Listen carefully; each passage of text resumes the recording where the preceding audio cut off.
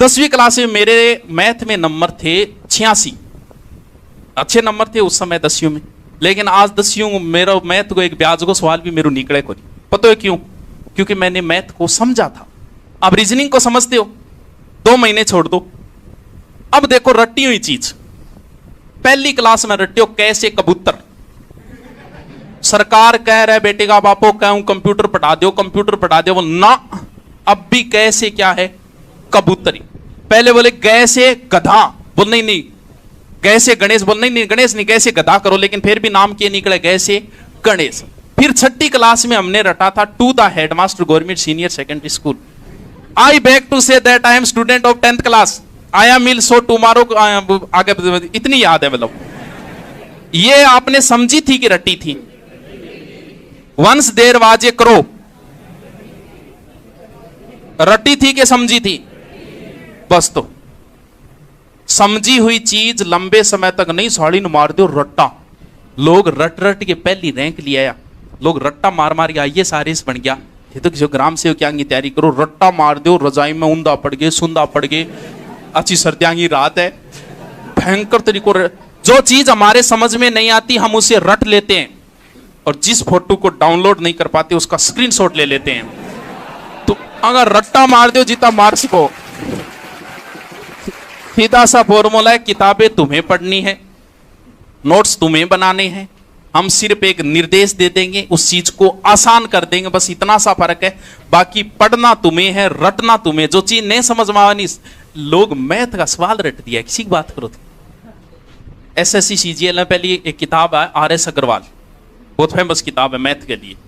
तो सगलान बेरो का ये किताब ही आवे एसएससी सीजीएल के अंदर। लोग भी किताब का मैथ का स्वाद ऑप्शन तक रट दिया।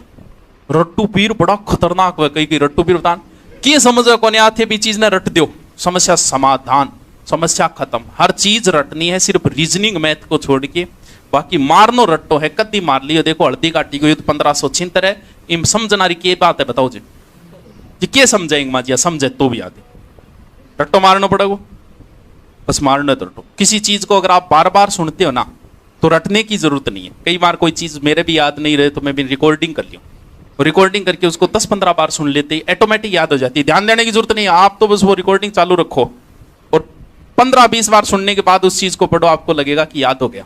जैसे बहुत सारे गीत है, उनको याद भी, बहुत सारे गीत है जो आपने लगभग गीत याद कर रखा हो गया। कमर तेरी लेफ्ट राइट हले, लेफ्ट राइट हले।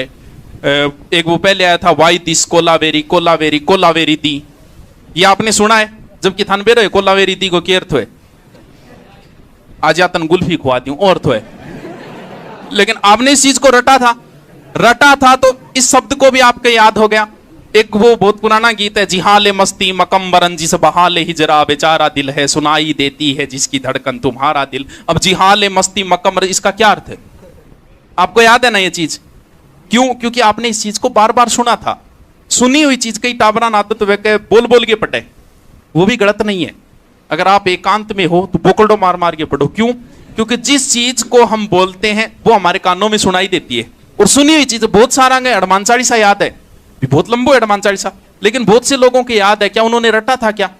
उन्होंने उस चीज को बार बार सुना था। सुनी हुई चीज भी बार बार, अगर आप किसी चीज को, तो जकी चीज था समझ में नहीं आ रहा करके रिकॉर्डिंग लगाए कान में, सोती टाइम लगाए सो जाओ, 3 या 4 बार सुन लिया बिना आप ही याद हो जाए। मारनो रट्टो है भले किया ही मारियो चाहिए।